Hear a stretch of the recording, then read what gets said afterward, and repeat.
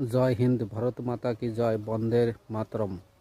বাংলাদেশের কিছু মানুষের জন্য ওই দেশের অর্থনীতি চরমভাবে ক্ষতি হয়ে গেছে। কিন্তু হিন্দুদের প্রতি যে অত্যাচার, এইভাবে অত্যাচার চালিয়ে পাকিস্তানের হিন্দুদেরও শেষ করা হয়েছে। একটা মানুষের প্রতি পরাধীনতার জাল যদি অনেক সময় থাকে, সে কতটা সময় তা সহ্য করতে পারে। এভাবে অধৈর্যর পর সে ধর্ম কনভার্ট করার জন্য প্রস্তুত হয়ে যায়।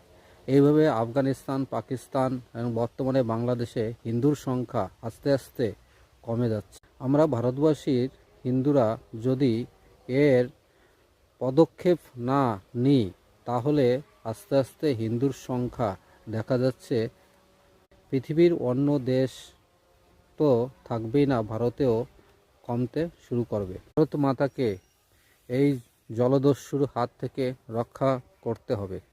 জয় হিন্দ, ভারত মাতা কি জয়, বন্দের মাতরম।